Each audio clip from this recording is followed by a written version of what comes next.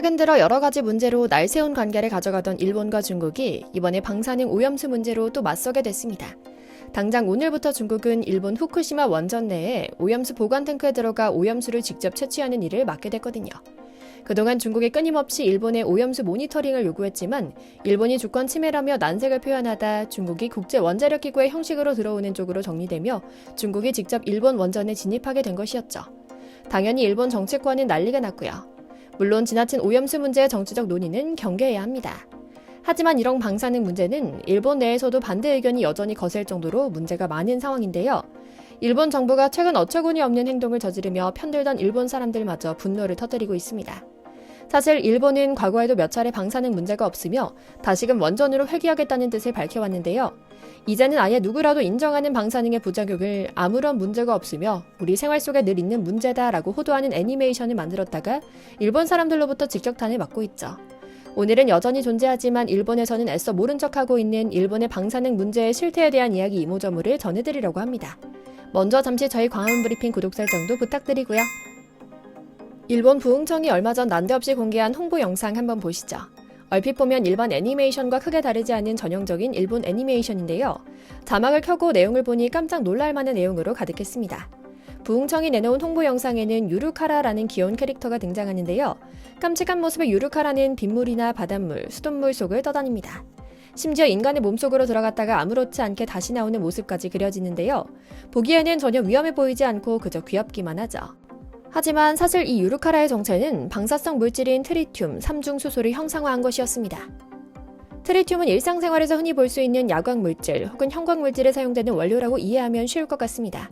형광봉이나 야광별 같은 것들이요. 이 외에도 군대용 소총이나 수소폭탄 원료, 핵 융합 재료로 이용되지요. 문제는 후쿠시마 방사능 오염수에서 이 트리튬을 걸러내는 기술이 없다는 것입니다. 일부에서는 극소량일 경우에는 인체에 전혀 해가 없으며 몸에 쌓이지 않고 배출된다고 말하고 있지만 사실 입증된 것은 아무것도 없습니다. 게다가 후쿠시마 폐수의 경우 고농도 트리튬이 축적되어 있습니다. 고농도 트리튬에 지속 노출될 경우 세포 사멸, DNA 등 유전적 손상, 생식기능 저해 등의 위험성이 늘어난다고 학계에 보고되어 있는데요. 이 만화는 그런 부작용을 알리지 않고 귀여운 캐릭터를 이용해 트리튬을 미화한 것입니다. 트리튬은 빗물, 바닷물, 수돗물이나 인체에도 존재하는 자연물질이며 체내에 들어가도 축적되지 않고 물과 함께 배출된다며 사람들이 속이고 있는 것이죠. 당연히 이 애니메이션 홍보 영상을 본 일본 사람들은 분노를 감추지 않았습니다. 일본 현지 마이니치 신문을 비롯한 다른 매체에서도 비판의 목소리를 높일 정도로 정말 선을 넘었다는 평이 가득했죠. 빗발치는 항의에 견디다 못한 일본 부흥청은 영상을 공개한 지 하루 만에 홍보물을 삭제하고 캐릭터를 변경하겠다고 밝혔지만 말입니다. 그래서 조금 더 파보니 집단적이고 조직적인 암적 계획이 숨어 있었습니다. 이 캐릭터 제작을 한 것은 일본의 거대 광고 대행사 덴츠였는데요. 광고 집행을 위해 계약된 금액만 해도 38억에 달한다고 하죠. 이런 못된 생각을 할 돈과 시간으로 방사능 물질을 어떻게 하면 걸러낼 수 있을지 고민을 해도 모자랄 판에 이런 데다 돈을 쏟아부으며 일본 사람들을 우민화하고 있다는 것이 어이없다는 생각이 들 뿐이죠. 무엇보다 오염수 방류가 현실화되면 가장 직접적인 피해를 보는 당사자는 일본 국민들이기 때문인데요. 자연히 화가 난 일본인들은 온라인상에서 원전 폐수를 가져다 일본 의회 식수로 칠하며 불신과 분노를 표하고 있죠. 방류에 반대하는 그린피스 서명 운동만도 이미 200만 명 이상이 참가하고 있다고 하고요. 한편 일본 고위당국자의 망언 역시 온라인상에서 문매를 맞고 있습니다. 일본 정부는 맨 처음 방사능 오염수를 방출할 때도 최인접국인 우리나라와 충분한 협회 및 양해 과정 없이 이뤄진 일방적 조치라고 유감을 표하며 거세게 반발하기도 했는데요. 우리의 이런 합리적인 반발에 대해 일본 정부 공무원은 한국 따위의 항의를 듣고 싶지 않다라는 취지의 발언을 했다는 사실이 알려져 비난받기도 했죠. 그것도 공적인 자리에서 말입니다.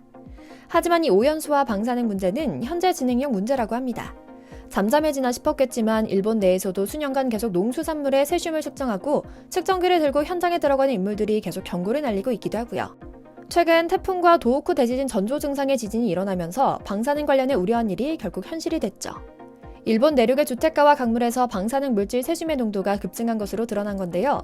그린피스가 현지 측정을 통해 확인한 결과 이 강물은 결국 바다로 흘러가 우리네 밥상으로 올라오게 될 것이라는 경고장을 날린 것이었죠. 태풍과 지진이 번갈아 오던 몇 달 전 그린피스가 특수 드론을 띄워 후쿠시마 일대 방사능 수치를 측정했는데요. 강 쪽에서 깜짝 놀랄 정도로 고농도의 방사성 물질이 확인됩니다. 이 일대에서 검출된 방사선 신호는 초당 1800에서 2300개였는데요.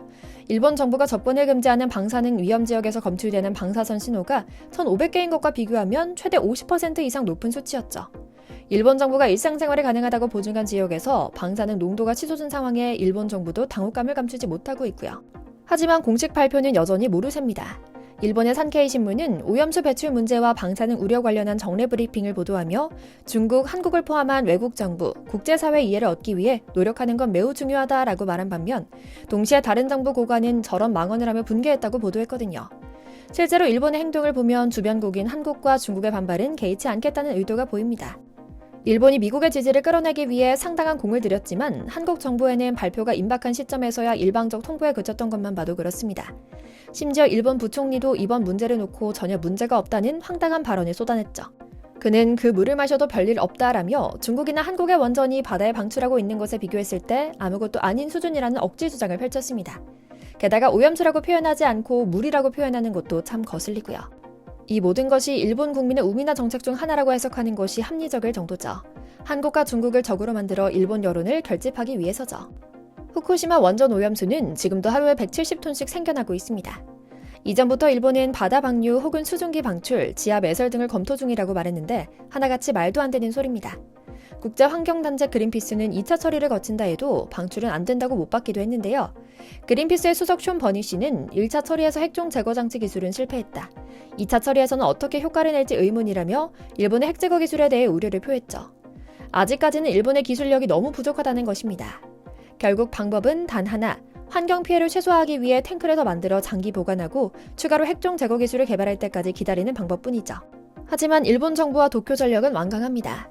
원자로 폐로 작업 때문에 오염수 저장 탱크를 더 설치할 부지가 없다는 말도 안 되는 소리만 반복하는 중인데요. 적은 양도 아닌 막대한 양의 오염수를 바다에 방류하거나 대기로 날려보내고 나면 돌이킬 수 없는 일이 되는데요. 그 뒷감당은 어찌 하려는지 걱정이 이만저만이 아니죠. 누구도 트리튬으로 인한 부작용을 확신할 수 없는 상황에서 일본은 방사능이 걸러지지 않는 오염수를 바다로 방류하기만 하면 자연의 자정작용으로 인해 정화될 것이라는 말도 안 되는 주장을 하고 있습니다.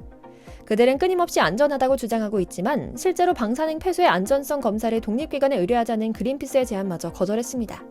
찔리는 구석이 한두 가지가 아닌 모양새죠. 어떻게 보면 코로나 바이러스를 귀엽게 형상화해서 곳곳을 다니는 그림을 그린 것과 다르지 않죠. 그만큼 현실을 호도한 것이 황당할 정도였고요. 현재 한국으로 수입되는 일본산 수산물은 연간 3만 톤에 달합니다. 한국인이 좋아하는 가리비, 멍게 등은 물론이고 겨울이면 꼭 찾아 먹는 방어까지 엄청난 양인데요. 2011년 후쿠시마 원전 사고 이후 우리 정부는 후쿠시마 인근 8개 현의 모든 수산물과 농산물 수입을 금지했고 결국 WTO 소송에서도 승소했죠. 하지만 엔저 훈풍을 타고 우럭, 참돔 등은 꾸준히 수입이 증가했죠. 중국발 미세먼지에 이어 일본발 방사능 오염수까지 한국은 주변국들의 환경 문제로 괜히 우리 국민들까지 건강이 위협받고 있다는 점이 한탄스러울 정도인데요. 앞으로 일본이 어떤 추가적인 행동을 보일지, 중국이 이번 오염수 검사를 통해 어떤 액션을 취할지 두 눈 크게 뜨고 지켜봐야겠다는 생각하며 오늘 영상 마치겠습니다. 저희 광화문 브리핑 채널 구독, 좋아요도 부탁드리고요. 오늘도 시청해주셔서 감사합니다.